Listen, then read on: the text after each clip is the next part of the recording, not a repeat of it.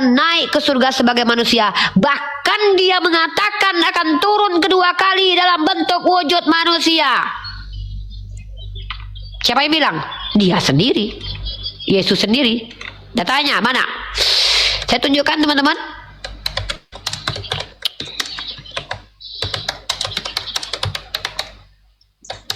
Jadi kalau ada yang sok-sok ngaku ketemu Yesus dalam bentuk roh, bisa jadi iblis. Kenapa? Yesus selalu datang sebagai anak manusia. Yang namanya anak manusia emang roh. Anak manusia itu ya punya daging. Ya. Dan kita cari datanya dulu. Ya. Perhatikan teman-teman. Pertama, dalam kitab Lukas, sebab anak manusia datang untuk mencari dan menyelamatkan yang hilang. Anak manusia, bukan roh, anak manusia. Yang kedua,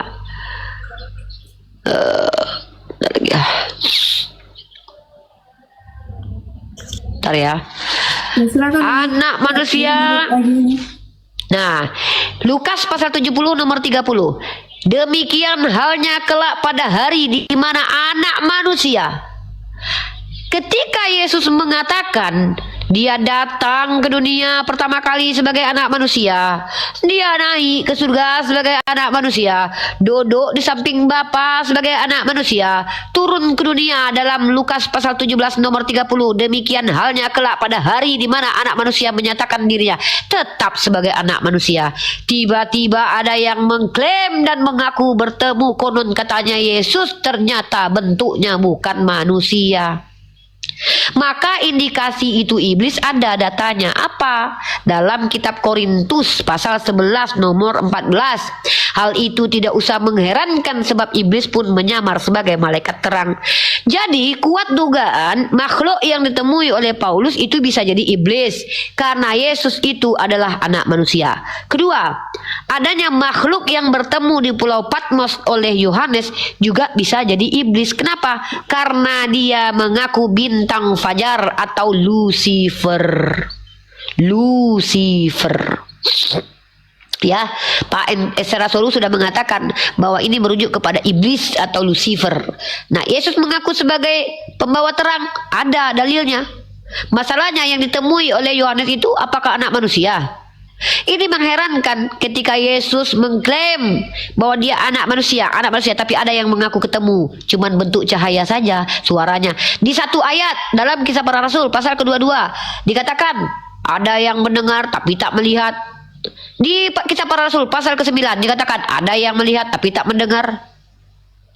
Yesus naik ke surga, berkata sebelum naik ke surga, jikalau ada yang mengatakan bertemu Mesias di padang gurun, jangan kau percaya. Tiba-tiba Paulus mengatakan bertemu Yesus di padang gurun hendak ke Damsyik.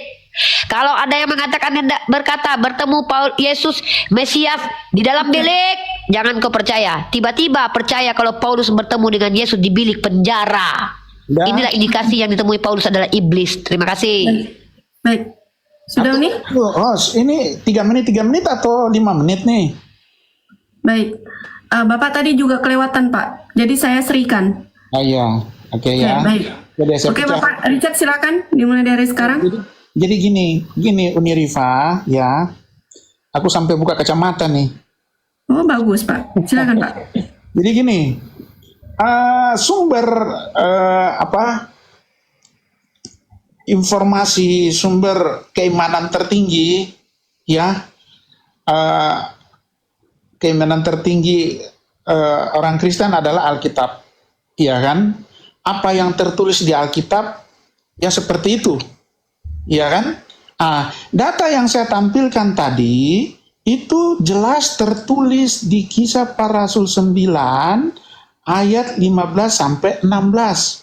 Judul perikopnya di sini justru tertulis Saulus atau Paulus bertobat. Ini nggak butuh penafsiran lagi nih. Sedangkan yang disampaikan Uni Rifa tadi itu semuanya itu penafsiran. Jelas dikatakan di sini di ayat Kisah Para Rasul 9 di ayat 15. Yesus menyuruh Ananias, pergilah sebab orang ini adalah alat pilihanku. Ya, untuk memberitakan namaku kepada bangsa-bangsa lain serta raja-raja dan orang-orang Israel. Aku sendirinya akan menunjukkan kepadanya betapa banyak penderitaan yang harus ia tanggung karena namaku. Itu huruf besar, namaku. Ini perkataan Yesus. Kita pakai penafsiran ini. Yang Uniriva tadi itu masih menafsir-nafsirkan. Ambil di ayat Korintus, itu penafsiran semua. Ini secara letter-let. Alkitab, ya di Al-Quran juga ya, ada yang tertulis tanpa penafsiran, itu secara letter-let, secara harfiah arti sebenarnya. Ada juga yang membutuhkan penafsiran, ya, sesuai dengan konteks supaya bisa kita memahami maknanya. Tapi ini memang secara letter-let ini, tanpa penafsiran. Ini secara harfiah dikatakan, Yesus berkata, pergilah, orang ini alat pilihanku. Ini ayat Alkitab, tidak perlu pakai penafsiran. Uniriva semua ambil di perjanjian lama itu masih penafsiran semua. Kalau dikatakan ya buah tidak jatuh dari pohonnya, betul ada ayatnya di situ. Tapi ini Yesus yang memerintahkan langsung, perkataan Yesus dengan tinta merah. Dikatakan di situ, kalau tinta merah ya perkataan Yesus langsung. Ya kan? Jadi Alkitab Surah apa itu? Di kitab apa? Di Kisah Para Rasul 9 ayat 15. Kisah Para Rasul itu kan tulisan Paulus, Pak. Oh bukan, salah. Siapa yang menulis Kisah Para Rasul? Lukas. Kisah Para Rasul itu tunggu ya. Kalau bukan Markus, Lukas. Ya. Bukan Dan Paulus. kesaksian yang ditulis oleh siapa penulisnya? Markus. Coba datanya dulu, Pak. Dan coba tunjukkan bahwa Kisah Para Rasul itu adalah hasil karya murid-murid Yesus. Silakan. Justru Kisah Para Rasul itu lebih banyak adalah kesaksian tentang Paulus, tentang dirinya sendiri. Jadi kalau dia yang ngaku sendiri, ya itu pengakuan dia. Bukan. Dan lagi pula si Ananias, siapa sih Pak Ananias? Ya, kalau baik. Markus ya kepada Filipi itu Richard, bukan tulisan sebentar. Paulus. Gimana? Uni, kita diskusi dengan Pak Richard 14 menit lagi. Uni silakan tiktokan. Sebelum Uni mulai, teman-teman, kita serempak untuk live-nya naikkan menjadi 607k, teman-teman. 670k serempak, teman-teman. Dimulai dari sekarang. Serempak ya. Oke. Udah ya. 70k lagi. Oke, dilanjut Uni, silakan. Serempak, Oke, teman-teman, perhatikan ya. Apa yang dikutip oleh Bapak Richard tadi adalah Kisah Para Rasul, bukan tulisan murid-murid Yesus. Andai pun bersandar kepada tulisan murid Yesus, masih pun harus dikritisi. Kenapa? Karena apakah betul itu murid Yesus yang tulis, masih dalam ranah debatable, antara internal Kristen pun masih berdebat. Nah, teman-teman perhatikan ya. Kalau kita bicara pengakuan Paulus, dia bertemu dengan Yesus ketika hendak ke Damsik, ini adalah informasi yang datang dari Paulus dengan dua kesaksian yang berbeda. Kalau ini adalah kesaksian yang penting, seharusnya Paulus tidak main-main dengan kesaksian ini. Tapi perhatikan teman-teman, bahwa Paulus ketika menceritakan tentang pertemuannya dengan Yesus pun itu berbeda-beda. Nah, contoh saya tunjukkan ya. Bahkan itu kesaksian dia sendiri loh. Bentar. Nah, sebelumnya saya bacakan dulu nubuatan bahwa ada yang mengaku bertemu Yesus di padang gurun dan di bilik, jangan dipercaya. Itu dalam Matius pasal 24 nomor 23 ya. Pada waktu itu jika orang berkata kepadamu, lihat Mesias ada di sini atau Mesias ada di sana, jangan kamu percaya, sebab Mesias palsu dan nabi-nabi palsu akan muncul dan mereka akan mengadakan tanda-tanda yang dahsyat dan bermukjizat sehingga sekiranya mungkin mereka menyesatkan orang-orang pilihan juga. Bahkan murid-murid Yesus pun bisa disesatkan. Bayangkan teman-teman, dalam kitabnya orang Kristen yang dikatakan menghakimi Bani Israel itu ke-12 murid Yesus. Pertanyaannya, Paulus di mana di surga? Kenapa dia tidak disebutkan di surga? Nah itu, padahal dia mengklaim bahwa dia akan menghakimi malaikat di surga. Nah, lucu ini. Paulus tidak pernah dijumpai Yesus. Justru ketika Yesus naik ke surga yang sudah mengatakan hati-hati dengan penyesat, hati-hati dengan lagi Farisi, hati-hati dengan yang aku bertemu Mesias.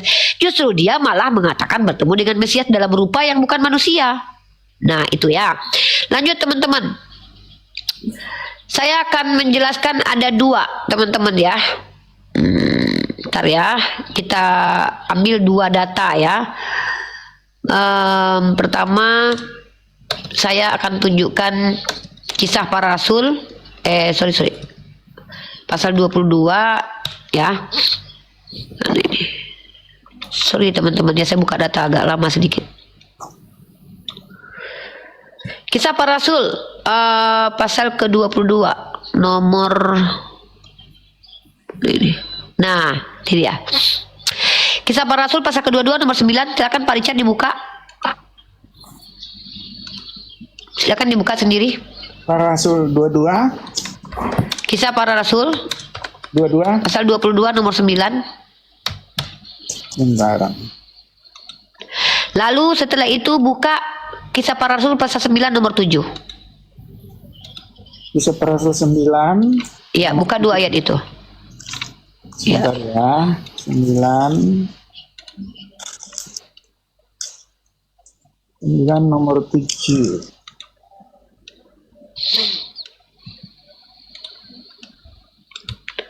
Ya.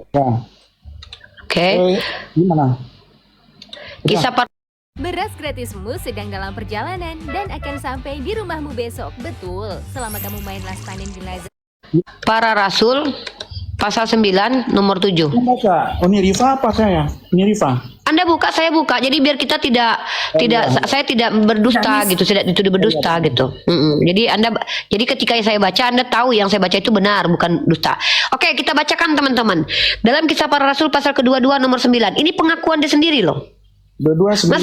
Masa kalau saya ketemu sama Tuhan gitu ya, ketemu sama sosok penting, tokoh yang sangat penting, masa saya bisa salah-salah kesaksiannya?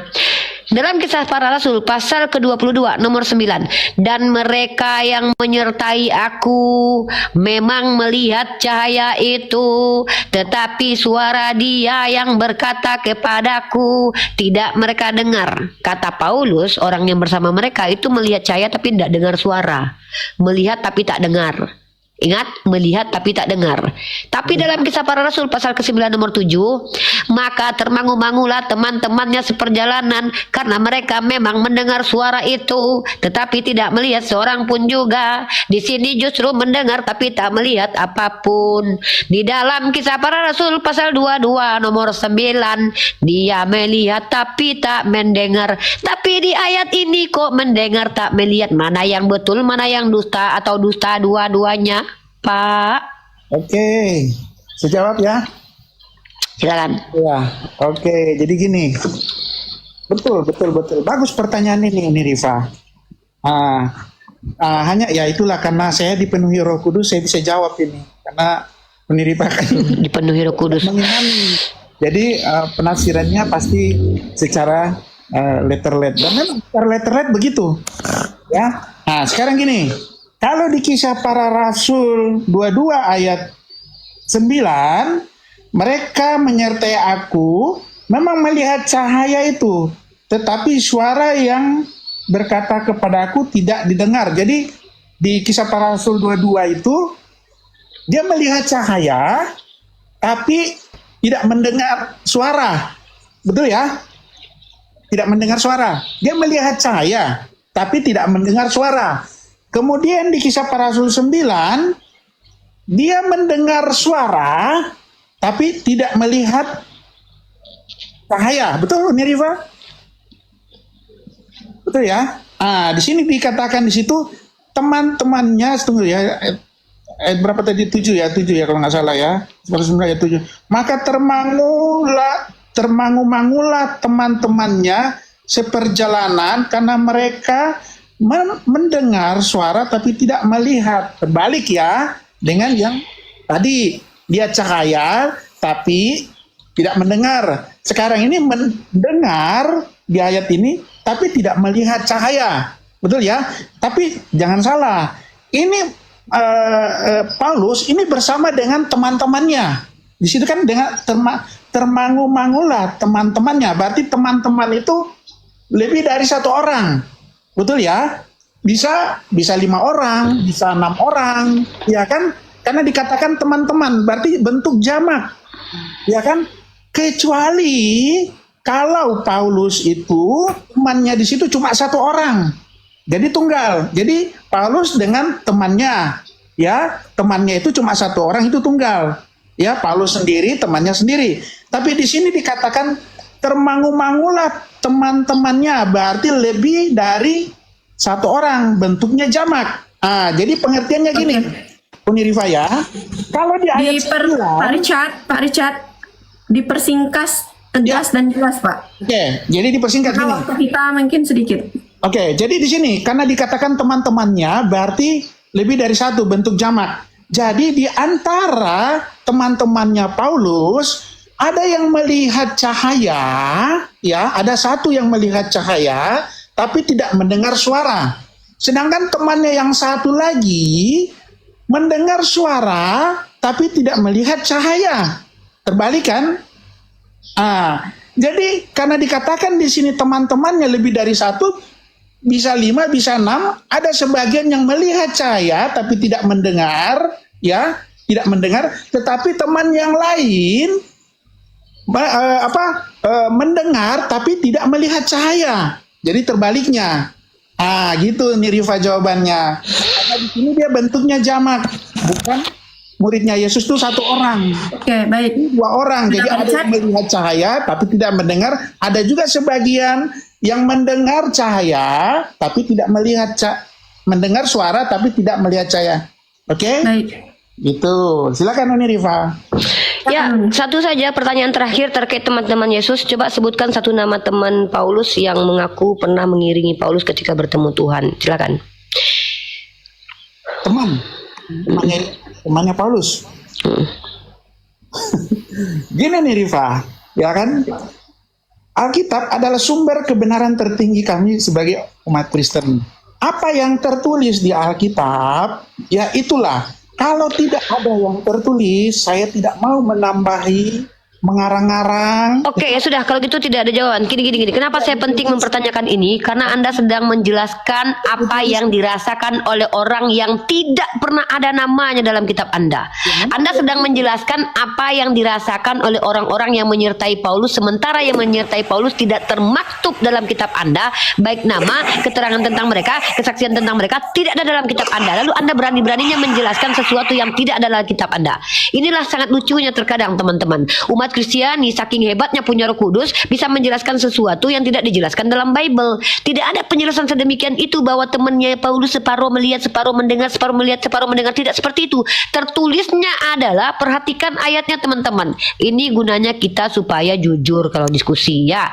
Dengar teman-teman, dalam Kisah Para Rasul pasal 9, maka termangu-mangulah teman-temannya seperjalanan. Gak ada separuh lihat, separuh enggak ada. Tiba-tiba ada orang Kristen di abad 2024 menjelaskan apa-apa yang dilihat dan apa-apa yang didengar oleh orang yang bersama dengan Paulus, sementara orang-orang itu satu pun namanya tidak ada dalam Bible dan tidak pernah bersaksi tentang melihat Paulus bertemu dengan Yesus. Hebatnya Pak Richard, betul-betul luar biasa punya Roh Kudus ya. Inilah kehebatan mereka ketika mereka bilang, kami nggak bisa jelaskan sesuatu yang tidak ada di Bible, padahal dari tadi dia menjelaskan sesuatu yang tidak tertulis dalam Bible ya.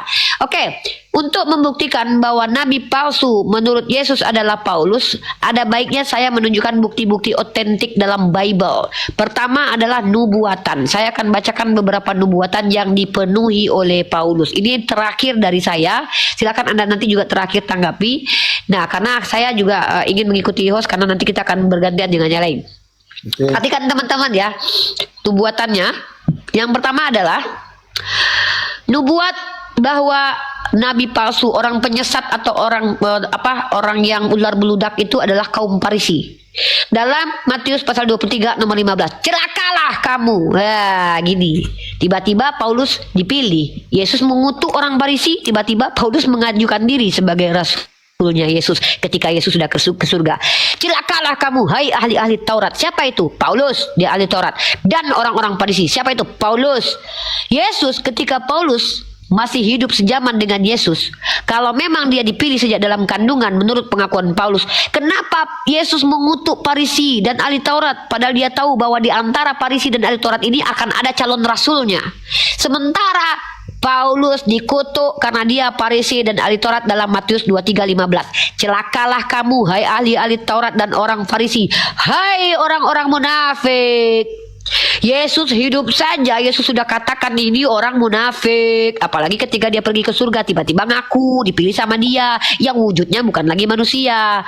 Apa kata Pak Yesus? Sebab kamu mengarungi lautan dan menjelajah daratan untuk mentobatkan satu orang saja menjadi penganut agamamu. Pendiri Kristen adalah Paulus yang berkeliling menyeberangi lautan mengajarkan Kristen mempertaubatkan satu orang. Paulus, kalau Paulus hanya berani mengutuk Yesus karena mati di tiang salib, membatalkan hukum Taurat, tetapi Kristen bahkan lebih mengerikan menikmati kematian Yesus. Kalau Farisi seperti Paulus menginginkan kematian Yesus, tapi orang Kristen justru menikmati kematian Yesus. Makanya Yesus katakan lebih kejam, lebih keji kalian daripada penyesat itu sendiri. Dengar teman-teman, apa kata Pak Yesus lagi? Dan dia menjelajah daratan untuk mentobatkan satu orang saja menjadi penganut agamamu, dan sesudah ia bertobat kamu menjadikan dia orang neraka yang 2 kali lebih jahat daripada kamu sendiri. Paulus sekeji-kejinya dia membatalkan hukum Taurat, tidak pernah mengatakan Tuhan itu Tritunggal. Giliran di hasil konsili 325 muncul paham Yesus setara dengan Allah Bapa. Betullah terpenuhi nubuatan Matius 23 nomor 15. Penggenapannya di mana? Kisah Para Rasul pasal 23 nomor 6. Dan karena ia tahu bahwa sebagian dari mereka itu termasuk golongan orang Saduki dan sebagian termasuk orang Farisi, ia berseru dalam mahkamah agama, katanya, hai saudara-saudaraku, aku adalah orang Farisi, keturunan orang Farisi. Aku dihadapkan di mahkamah ini karena aku mengharapkan kebangkitan orang mati, kata Paulus. Lalu nubuatan dalam Matius pasal ke-7 nomor 15 nomor 21. Waspadalah terhadap nabi-nabi palsu yang datang kepadamu dengan menyamar seperti domba, sesungguhnya mereka adalah serigala yang buas. Justru blundernya Paulus, dia mengaku keturunan Benyamin. Penggenapannya dalam kitab Kejadian pasal 49 nomor 27. Ketika dia mengaku suku Benyamin, ternyata Benyamin dinubuatkan adalah serigala. Benyamin adalah seperti serigala yang menerkam. Pada waktu pagi ia memakan mangsanya, pada waktu petang ia membagi-bagi rampasannya. Kalau betul Paulus dari keturunan Benyamin, maka fix dia adalah serigala yang mengaku domba tersebut. Roma pasal 11 nomor 1. Maka aku bertanya, adakah Allah mungkin telah menolak umatnya? Sekali-kali tidak, karena aku sendiri pun orang Israel dari keturunan Abraham dari suku Benyamin. Siapakah yang tadinya serigala dan berubah jadi domba? Tentu adalah orang yang betul secara keturunan serigala dan memang kelakuannya seperti serigala, lalu berubah menjadi pengikut Yesus konon katanya, tapi mengajarkan ajaran yang tidak pernah diajarkan Yesus, yaitu apa? Mengajarkan mengutuk kitab Torah, sedangkan Yesus sendiri memuliakan hukum Torah. Penggenapan 1 Korintus 9 nomor 20. Demikianlah, ini penipuan yang dilakukan oleh Paulus. Demikianlah bagi orang Yahudi, aku menjadi seperti orang Yahudi supaya aku memenangkan orang-orang Yahudi. Bagi orang-orang yang hidup di bawah hukum Taurat, aku menjadi seperti orang yang hidup di bawah hukum Taurat, sekalipun aku sendiri tidak hidup di bawah hukum Taurat. Licik sekali bukan? Ketika ketemu ahli Taurat, saya ini ahli Taurat loh, padahal dia tidak hidup dalam hukum Taurat. Saya Yahudi loh, padahal dia bukan Yahudi. Ini ajaran serigala berbulu domba, di mana dia menyamar untuk mentobatkan orang-orang yang ingin dia tobatkan, mengikuti ajaran agamanya sesuai dengan nubuatan yang disampaikan oleh Yesus, karena pohon yang buruk tidak mungkin berubah membuahkan hasil kebaikan. Lanjut. Dan nabi palsu ini menyesatkan manusia dengan menggunakan nama Yesus. Nabi Muhammad tidak pernah bawa-bawa nama Yesus. Nabi Muhammad tidak pernah mengatakan Yesus itu Tuhan, Mesias itu Tuhan. Enggak pernah. Nabi Muhammad hanya mengatakan Isa Al-Masih adalah putra Maryam yang adalah nabi. Enggak pernah bawa-bawa Nabi Isa memberikan ajaran kepada kami umat Islam. Lanjut, siapa nabi palsu yang membawa nama Yesus untuk menyesatkan umat?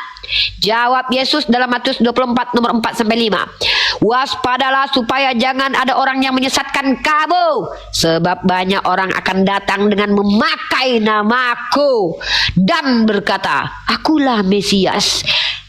dengan mengaku diurapi, Roh Kudus, dengan mengaku Roh Allah dalam dirinya, dengan mengaku sebagai Bapa. Padahal Yesus katakan jangan memanggil Bapa di dunia ini ya, karena Bapamu cuma satu. Maka Paulus mengatakan akulah yang jadi Bapamu karena Injil yang kuberitakan. Dengan mengaku dia diurapi oleh Roh Kudus, karena Mesias artinya diurapi. Paulus mengaku sebagai Mesias, bahkan lebih tinggi jabatannya, mengaku sebagai Bapa. Dia berkata, karena Injil yang kuberitakan aku jadi Bapakmu. Padahal kata Yesus, jangan panggil Bapa di bumi ini, karena Bapakmu hanya satu. Lalu penggenapan Paulus mengaku Bapa dalam 1 Korintus pasal keempat nomor 15. Sebab sekalipun kamu mempunyai beribu-ribu pendidik dalam Kristus, kamu tidak mempunyai banyak Bapa. Paulus menafikan 12 murid Yesus, ya. Karena akulah yang dalam Kristus Yesus telah menjadi Bapamu oleh Injil yang kuberitakan kepadamu. Sebab itu, kata Paulus, turutilah teladanku, kata Paulus. Apa teladan Paulus? Apa teladan Paulus? Membenarkan dusta. Di mana dalilnya? Perhatikan teman-teman. Kalau karena dustaku kemuliaan Tuhan semakin melimpah, kenapa aku harus dihakimi sebagai orang berdosa? Itu teladannya. Kedua, Paulus meminta upah dunia ketika menginjili. Ya, datanya mana? Saya tunjukkan. Sabar, sedikit lagi ya. Ini dia. Apa kata Paulus? Dalam Roma pasal 3 nomor 7, dia mengaku kebenaran oleh dusta itu tak perlu dihakimi sebagai orang berdosa. Ya, dan dia mengaku rasul untuk orang di luar Yahudi. Sementara Yesus ketika hidup di dunia menunjuk Petrus untuk orang Yahudi. Tiba-tiba dia mengaku utusan untuk orang berkulub. Nah, teman-teman perhatikan. Ya. Kisah para rasul, ya. Bentar. Sebab inilah dalam Kisah para rasul dia mengaku sebagai terang, ya. Paulus mengaku sebagai terang. Kisah para rasul pasal 13 nomor 47. Sebab inilah yang diperintahkan kepada kami, aku telah menentukan engkau menjadi terang bagi bangsa-bangsa. Dia mengutip perkataan Yesus katanya. Dia sendiri mengklaim bahwa aku dikatakan untuk menjadi terang loh. Nah, aku telah menentukan engkau menjadi terang bagi bangsa-bangsa yang tidak mengenal Allah, supaya engkau membawa keselamatan sampai ke ujung bumi, ya. Lanjut teman-teman. Galatia. Nah, yang paling kejam itu mengutuk hukum Taurat, melanggar aturan para nabi-nabi Bani Israel dalam Galatia pasal 3 nomor 10. Bahkan mengutuk Yesus dalam Galatia pasal 3 nomor 13. Jelas ya. Lanjut teman-teman, saya akan tunjukkan bahwa Paulus ini terakhir ya. Nah, bentar. Satu ayat. Ini satu ayat ya. Sorry. Laptop aku bermasalah. Oke. Ya, ini terakhir nih, ayat terakhir. Aduh, hidung aku mampet. Ini terakhir aku menanggapi Pak siapa namanya? Richard. Pak Richard ya. Biar kita juga bisa giliran dengan yang lain ya Pak Richard ya. Ya Bapak lanjut dulu, nanti saya kasih data yang sangat mengerikan tentang Paulus. Satu data ini terakhir. Gitu Bapak, silakan Bapak, saya cari datanya dulu. Pak Richard. Ya, 5 menit ya, aku panjang nih Riva nih. Ya. Oke ya. 3 menit Pak Richard. Wah, dia lebih dari 3 menit. Sama Bapak udah 1,5 jam loh kita Pak. Ini Bapak paling lama nih tamu kami nih. Iya, kan ketemu lawan yang seimbang. Kalau Uni seimbang enak aja ih. Saya Pak, dia stay di atas. Atau Bapak masa saya seimbang sama Bapak? Saya juga harus daftar dulu Pak. 5 menit dia bertanya, baru dia nyari ayat lagi kan, butuh waktu lagi. Ini aku pakai Iyalah. 3 menit gimana sih? Harus seimbang dong host. Ya, Seimbang itu Pak, karena Uniriva di sini itu sebagai narasumber Pak, jadi dia narasumber utama, Bapak sebagai tamu gitu. Nah kalau misalnya Bapak mau bebas juga, ini ayatnya. Waktunya, Bapak daftar dulu dari narasumber saya. Ya ini terakhir nih, habis itu Bapak ya, ini terakhir ayat-ayatnya nih. Dengar teman-teman, ya. Ini ayat-ayat yang mengerikan tentang Paulus. Dalam 2 Korintus pasal 11 nomor 8, jemaat-jemaat lain telah kurampok dengan menerima tunjangan dari mereka. Jadi motivasi Paulus mengajarkan Bible tahu kan? Tunjangan. Dalam 2 Korintus pasal 12 nomor 11, sungguh aku telah menjadi bodoh, tetapi kamu yang memaksa aku. Sebenarnya aku harus kamu puji. Motivasi Paulus lagi-lagi terbongkar oleh pengakuannya, yaitu ingin dipuji. Sebenarnya aku harus kamu puji, karena meskipun aku tidak berarti sedikit pun, namun di dalam segala hal aku tidak kalah terhadap rasul-rasul yang luar biasa itu. Dia menyetarakan dirinya dengan murid-murid Yesus, padahal dia tidak pernah bertemu dengan Yesus. Ya, lalu 1 Korintus pasal 9 nomor 11. Jadi, jika kami telah menaburkan benih rohani bagi kamu, berlebih-lebihankah kalau kami menuai hasil duniawi daripada kamu? 3 indikator ini menunjukkan Paulus menjadi serigala berbulu domba karena ingin dipuji, karena ingin tunjangan, dan ingin hasil duniawi. Sayangnya dia dipenggal Raja Nero. Karena memang dalam kitab Amsal orang yang berdusta akan menyembur-nyembur dustanya itu tidak akan luput dari kematian yang mengerikan begitu. Terima kasih.